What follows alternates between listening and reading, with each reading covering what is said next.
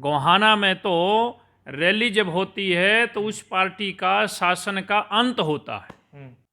पाप का घड़ा जब भर जाता है, सत्ता के नशे में चूर राजा जब किसी को कुछ भी नहीं मानता है, घमंड और अहंकार चरम सीमा पर पहुंच जाता है, तो ऑटोमेटिकली उनकी रैली गोहाना में आकर रखी ही जाती है। ये उसी का परिणाम है। कोई बारिश नहीं थी, चीफ मिनिस्टर साहब रैली को संबोधित कर रहे हैं, 200-400 आदमी उनके सामने खड़े हैं और ऐसे हालात बने हैं वो कोई बहाना भी नहीं ले सकते हैं। ये आप देख रहे हैं हरियाणा उत्सव। मैं हूं अनिल खत्री। इस समय हम गोहाना में मौजूद है और हमारे साथ जनता कल्याण मोर्चा के राष्ट्रीय अध्यक्ष बाबा जसमेर जी महाराज हमारे साथ मौजूद हैं। बाबा जी, बहुत बहुत स्वागत है हरियाणा उत्सव पे। बहुत बहुत आशीर्वाद, साधुवाद। सभी दर्शकों को मेरी तरफ से बहुत बहुत साधुवाद है। बाबा जी, अमित शाह की रैली गोहाना में रखी गई थी और जिस तरीके से अमित शाह गोहाना नहीं पहुंच पाए, तो अब तरह तरह की चर्चाएं चल रही हैं, क्या कहना चाहेंगे? हाँ, बिल्कुल। आज जैसे गोहाना में रैली रखी गई थी और रैली में सबको पता है, हमारे से किसी पत्रकार ने पूछा था, परसों थी, सवेरे सवेरे कहने लगे महाराज जी आपके गोहाना में बहुत बड़ी रैली रखी जा रही है, ऐतिहासिक रैली हो रही है, आप इस पर क्या बोलेंगे? मैंने कहा कौन कह रहा है ऐतिहासिक? इतिहास केवल एक बात का बनता है।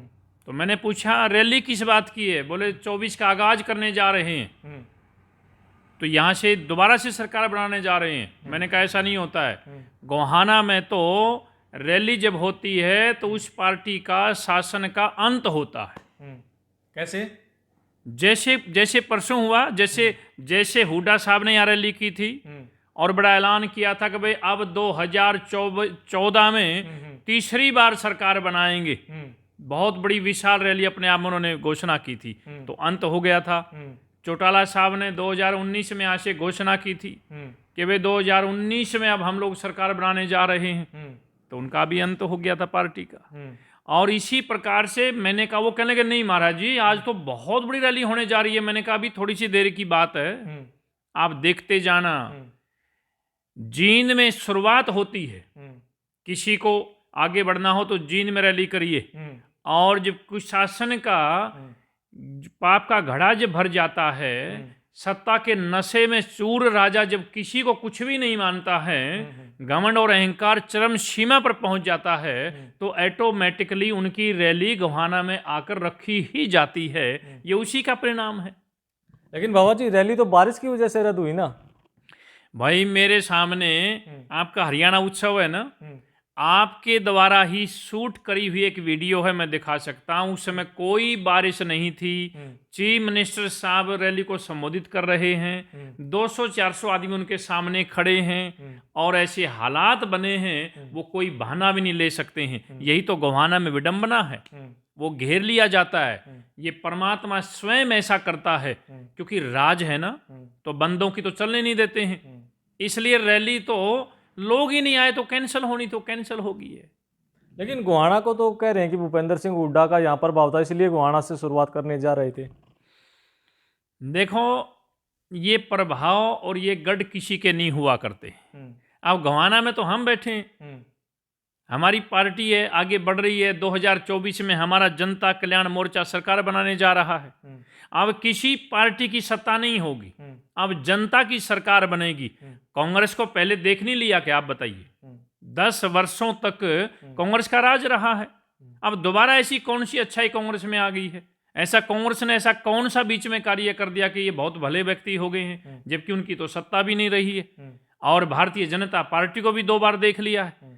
अब किसी पार्टी की सरकार नहीं आएगी, अब जनता कल्याण मोर्चा की सरकार आएगी, जनता की सरकार आएगी। गांव की, देहात की, किसान की, जवान की, महिलाओं की, खिलाड़ियों की, कर्मचारियों की, अधिकारियों की, मजदूरों की सरकार बनेगी 2024 में। भूपेंद्र हुड्डा तो बार बार कह रहे हैं कि अब कांग्रेस की सरकार बनेगी 2024 में, और चर्चाएं ये भी है कि दीपेंद्र हुड्डा को मुख्यमंत्री बनाएंगे। अब कहने को तो भाजपा भी कह रही है, जजपा वाले भी कह रहे हैं, इनेलो वाले भी कह रहे हैं, तो हुड्डा साहब भी कह रहे हैं, कौन सी बड़ी बात है। लेकिन मैं जो कह रहा हूं उसके ऊपर जरा ध्यान दीजिएगा। ये सारे लोग देखे गए हैं, जांचे गए हैं, परखे गए हैं, और ये सारे लोग इस जनता की बातों पर खरे नहीं उतरे हैं। कौन सा ऐसा नेता है जिसको सत्ता में हरियाणा की जनता ने नहीं बिठाया है? अब इनकी कोई बात नहीं होगी, दोबारा से नहीं होगी, फिर से नहीं होगी, बार बार कतई नहीं होगी। अब आने वाला समय जो है वो जनता कल्याण मोर्चा का है। जनता के लिए, जनता के द्वारा जनता कल्याण मोर्चे का गठन हुआ है।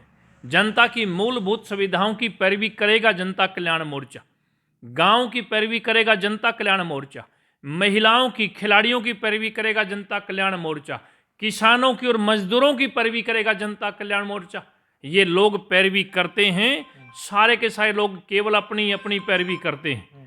ये लोग अपनी पार्टी की पैरवी करते हैं, ये लोग अपने परिवारों की पैरवी करते हैं। इसलिए इनका अब कुछ नहीं होगा। अब आने वाला समय जनता का होगा, हरियाणा का होगा। अब बाबा जी, आप बड़ी बड़ी बातें कर रहे हैं, क्या आपको लगता है कि इस तरह का संगठन आपके पास है कि 2024 में आप सरकार बना लेंगे? क्यों नहीं, मेरे पास संगठन की चर्चा नहीं है। अरे हरियाणा का जनता तो है ही। मैं अपनी कोई बात नहीं कर रहा हूं, मैं अपनी कोई मरोड़ की बात नहीं कर रहा हूं, मेरे पास कोई घमंड नहीं है। मैं तो सीधी सी बात कह रहा हूं कि इस बार जो चुनाव होगा वो हरियाणा प्रदेश की जनता बनाम सारी पार्टियों का चुनाव होगा। और जब जनता और पार्टियों के बीच में चुनाव होगा तो जीत जनता की होगी।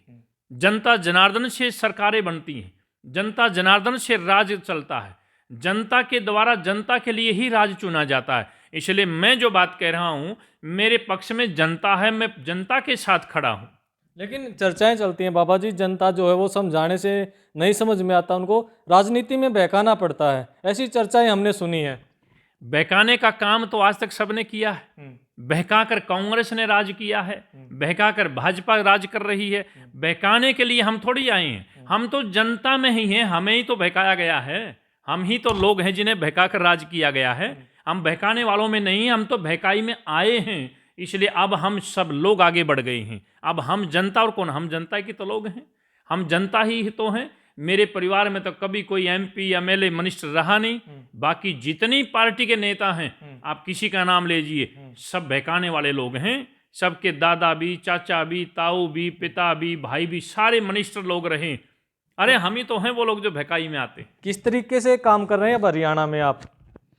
हम हरियाणा में जनता के बीच जाकर जनता के साथ आगे बढ़ने का काम कर रहे हैं। हम वो लिस्ट बना रहे हैं जिसकी आवश्यकता है। गांव में, देहात में आपको अच्छी तरह से मालूम है। अगर मैं एक ही मुद्दे की बात करूं, अगर मैं बिजली की चर्चा कर लूं, सारे गांव में अंधेरा हो गया है। रात को 12 बजे मैंने गांव का जाकर दौरा करके देखा है, सभी गांव की गलियों में अंधेरा है। क्यों? क्योंकि सभी बिल से बड़ा भय खा गए हैं। बल्ब हम जलाएंगे, रोशनी गली में होगी, बिल कौन भरेगा? आपको अच्छी तरह से पता है कि बिजली का खर्च, मैं ये सच्ची और खरी बात कह रहा हूं, सभी इस बात के ऊपर ध्यान दे सकते हैं। सभी गांव में आप चले जाइए, ग्रामीण इतने भयभीत हैं बिजली के बिलों से कि बिजली का खर्च पहले से 4 गुना 5 गुना कम हो गया है। सबने हीटर को छोड़ दिया है, गीजर को भी छोड़ दिया है, और कई बार सारे बल्बों को बंद कर दिया गया है, बड़ी बड़ी ट्यूबलाइटों को भी हटा दिया गया। भय में आ गए हैं। अरे बिजली का खर्च तो पहले से 4 गुना कम है, और बिल जो है वो पहले से 30 गुना ज्यादा आता है। ये मैं हकीकत की बात कर रहा हूं। तो ऐसा क्यों? सरकार की गलत नीति है। इन्होंने षड्यंत्र के तहत बाहर खंभों पर मीटर लगाए हैं। जो मीटर हैं, आप चाहे जाकर देख लीजिएगा, मैं जो बात कहता हूं वो बिल्कुल यथार्थ सत्य कहता हूं। मेरे अपने गांव में, खेड़ी दमकन में, इन्होंने सारे बिजली के मीटर एक दिन में उतार के बदले हैं, क्योंकि हमने प्रूफ दे दिया था कि ये जो बिजली के मीटर आपने लगाए हैं, इनमें एक लाल लाइट जलती है। अच्छा। जो लाइट में तो चलती है, वो धूप में भी जलती है।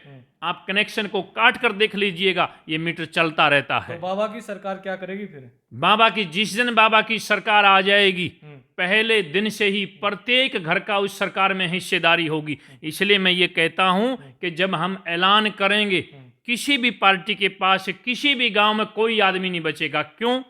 जैसे बिजली का समस्या है, पहले दिन से ये सारे मीटर तोड़कर फेंक दिए जाएंगे, और फिर से वही सामान्य मीटर घरों के अंदर लगाए जाएंगे। हम फ्री की बात नहीं करते केजरीवाल की तरह, हम हक और अधिकार की बात करते हैं। वही सामान्य चलने वाला मीटर लगना चाहिए, ईमानदारी की बात। जितना खर्च हो उतना ही बिल आना चाहिए। यहाँ तो सरकार की इतनी गलत नीति है, किसी को नहीं छोड़ा है। अरे बुजुर्गों तक को भी नहीं छोड़ा गया है, जिनका मान सम्मान पेंशन के द्वारा मिलता था, उसके ऊपर भी ठेस पहुंची है, उसको भी काटा जा रहा है।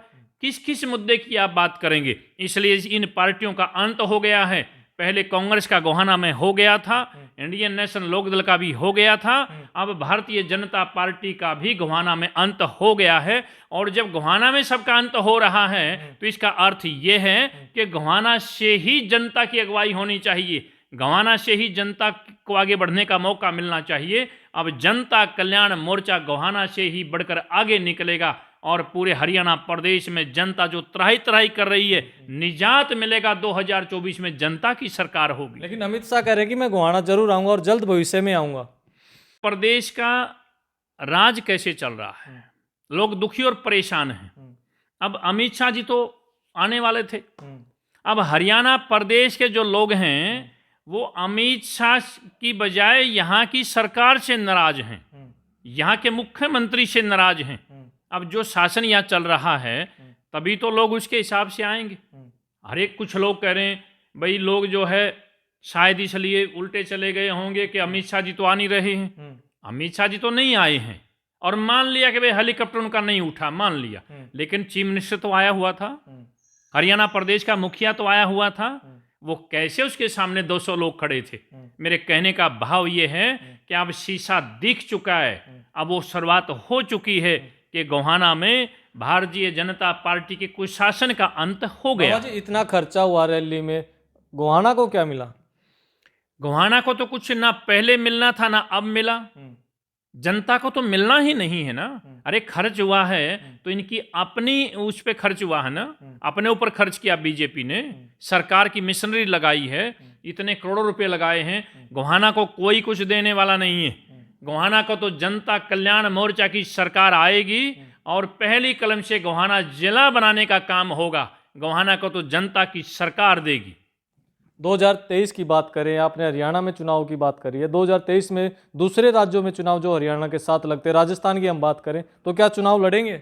हाँ, 2023 में राजस्थान में चुनाव है। ये बात मैं आपको बताने ही वाला था कि 2024 तो दूर है।